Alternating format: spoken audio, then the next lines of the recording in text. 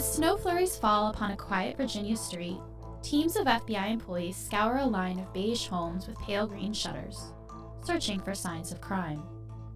As they work, an eclectic assortment of officials and other characters observe, and sometimes try to get in the way.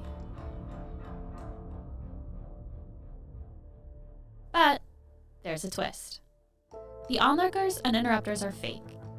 The homes are uninhabited. This residential street is located inside of a warehouse-like training facility, and both the evidence and the weather are staged. It's May in Virginia, after all.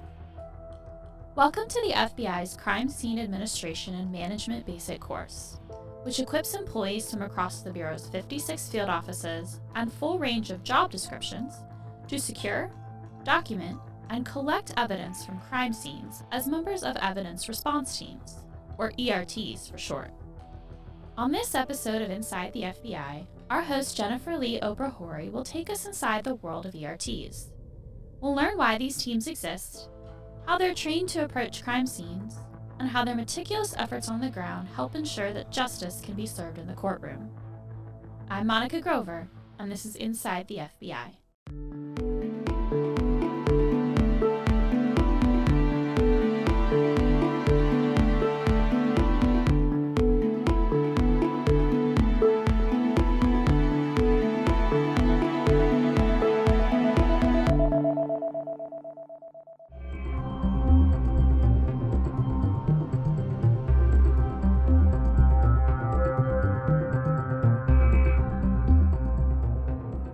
The FBI Laboratory, which has facilities in Huntsville, Alabama, and Quantico, Virginia, employs some of the world's foremost forensic science experts.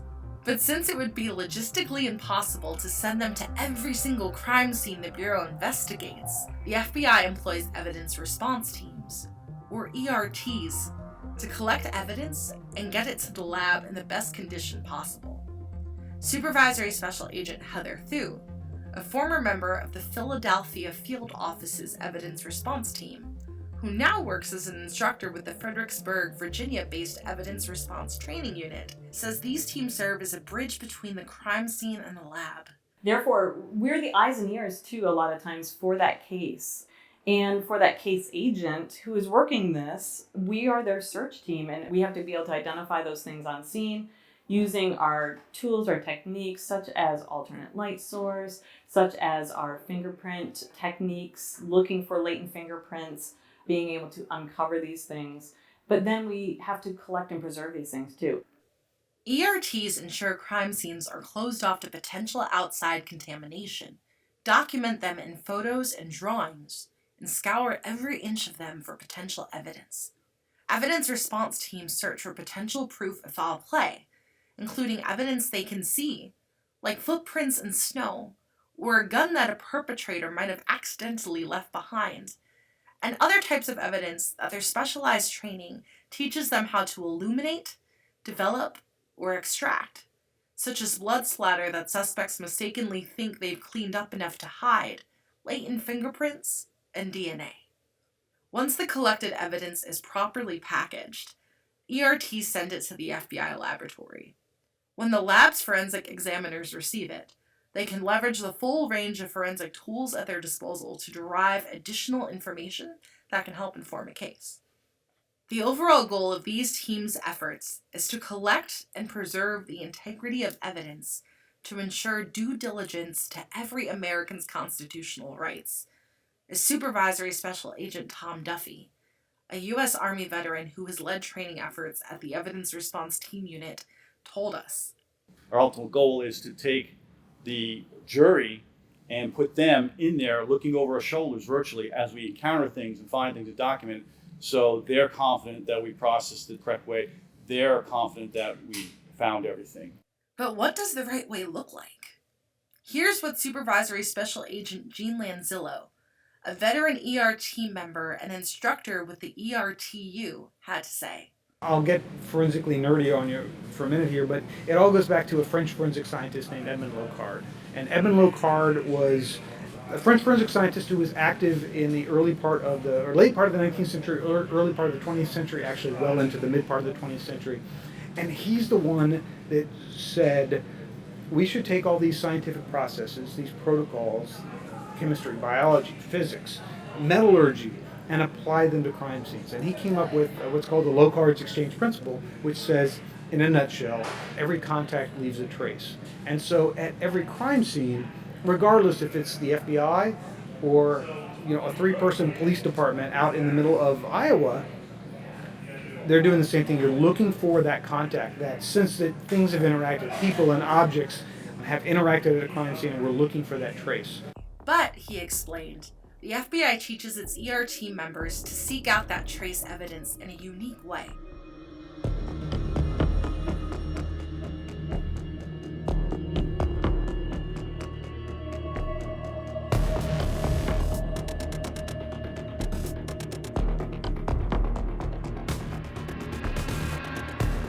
During the foundational training for evidence response team members, known as the ERT Crime Scene Administration and Management Basic Course, FBI personnel are taught to use a 12-step process when approaching crime scenes. The first and last steps, getting ready for the crime scene investigation and releasing the crime scene, typically bookend the investigative process. But there's flexibility when it comes to the other 10 things that happen in between, such as taking entry, evidence, and exit photographs, creating a sketch of the scene, searching the scene, and recording and collecting evidence. They may even happen simultaneously. Picture someone sketching a diagram of the first floor of a house while another ERT member bags evidence upstairs. But they're all equally important and inevitably happen in the process of a crime scene investigation. Part of our responsibility as instructors is to make them understand, don't think about it sequentially. Think about it, I hate this term, but holistically, how it applies to the entire search. According to Duffy, the process is designed so that teams can process crime scenes in a methodical, detail-oriented way, without needing excessive amounts of equipment, gear, and most importantly, manpower. While every one of the FBI's 56 field offices has its own evidence response team, each team typically ranges from 8 to 40 people, with the overall ERT community being approximately 2,100 FBI personnel strong, Lanzillo said. Each field office's special agent in charge controls its ERT and decides whether and how the team will deploy, either piecemeal or as a collective, in most cases. So the field office will say, we have this kind of search happening, we need ERT to help out. Some of it, as you would expect, agentable shootings, things we call forensic searches where specialized techniques are needed. ERT will almost always deploy. Recovery of human remains, body searches, we'll do those. High-profile terrorism searches, those sorts of things. Evidence response team will do. Anytime you have a search that requires a high level of sophistication and specificity, they may ask for the evidence response team. But under certain circumstances, the evidence response team unit, whose main jobs are to create policy and to fund and train teams, is also put in charge of deployments. Think major incidents, Las Vegas shooting, Boston bombing, 9/11, things of that nature, or the Pulse nightclub shooting.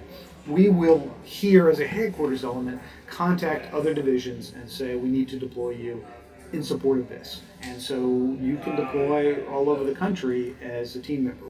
According to Lanzillo, while there were ad hoc evidence response teams in the 1980s, the FBI created its first official ERTs right before one major event, the Oklahoma City bombing. But even decades before that, he explained, the Bureau made instructional videos to teach local law enforcement how to process crime scenes like the FBI. We look at them now laughing because of the fedoras and the suits and the cigarettes, but also saying how much they shared in common with what we do now. What the Bureau teaches now in the ERT basic course is an amalgamation of art, science, and legal policies and requirements that's both rooted in this past but looks to the future, since instructors say they learn as much from the students, who bring their own insights and approaches to the table during training, as the students do from them. But that teaching doesn't start and end with the entry-level course. Passing the basic course unlocks an eclectic menu of advanced training opportunities for ERT members, where they can specialize in things like crime scene photography, responding to a mass casualty scenario, or operating within a hazardous materials environment.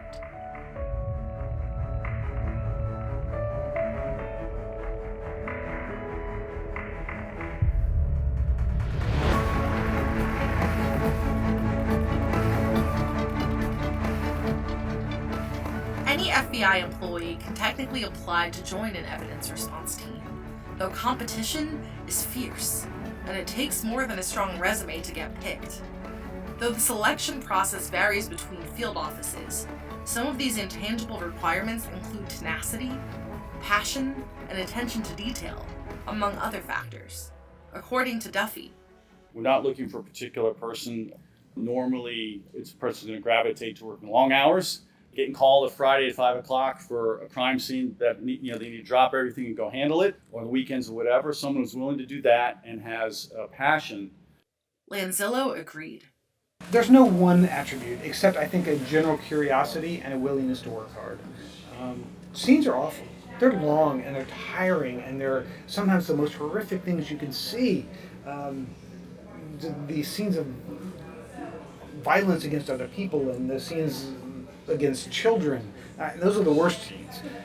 So you want somebody who is willing to put that aside and work hard. According to Justina Slawinski, a forensic accountant with the FBI's Baltimore field office and member of its evidence response team, compartmentalizing is key to getting the job done under these kinds of circumstances. You have to go if you get a call, and sometimes you see things that you're not really ready to see. So you try to work around it, but you just think about the process and the training, and not just the actual scene. You ask yourself, what's the best way to help the team and preserve what needs to be preserved? By the same token, though, ERT Basic teaches students how to handle more than they think they're capable of, says Agent America Guevara, a member of the FBI's El Paso ERT. I think overall with the FBI, they teach you to push your limits, and do a little more than you feel comfortable with. And I think the same could be said of ERT. For example, it made me start thinking about how would I feel if I saw an actual corpse or an actual dead body, and how would I react? I haven't had that, to be honest, in my experience. But just pushing your limits, I think. It's been the FBI model for me. The ERTU has also incorporated resiliency training into the ERT Basic course to teach students how to avoid physical, mental, and emotional burnout, dispel the stigma surrounding asking for help, and ensure they know about the support resources available to them. When deciding whether to put their hat in the ring for a spot on an ERT, an applicant's why, or what drives them to want to do this work, is equally important. I think the type of person that is drawn to this work finds hard work a benefit in of itself.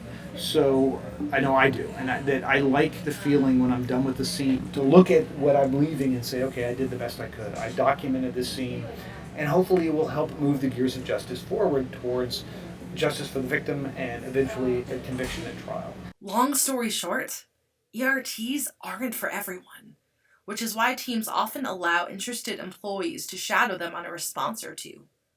These opportunities let the teams gauge whether interests are a good fit, and potential applicants figure out whether they have the fortitude for it. Special Agent Chelsea Williams, a member of the FBI Detroit Evidence Response Team, endorsed this approach.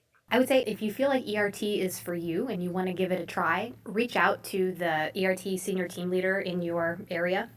I'm sure they would be happy to have you come along and observe a scene or assist on a scene. You can see if you like it. Hopefully you will. For the right candidates, like Duffy, whose trial ran on September 11, 2001, wound up becoming a deployment to New York to help process debris and human remains from Ground Zero. The desire to serve outweighs the heaviness of the assignment, and everything just clicks. When all is said and done, though, the beauty and strength of evidence response teams are rooted in their diversity. So we've got the creative, we've got the detail-oriented, we've got the former scientists, we've got the former police, we've got people that don't fit any of those categories. They get there and say, you know what, this is pretty cool. And I think you will find if you go to any field office and you ask the executive management about the type of people that are ERT, they're going to tell you it's their best agents, it's their best employees, it's the people that work really hard and do a really good job while they're working. Thanks for joining us on the first leg of our journey into all things ERT. This has been another production of Inside the FBI. You can follow us on your favorite podcast player, including Spotify, Apple Podcasts, or Google Podcasts.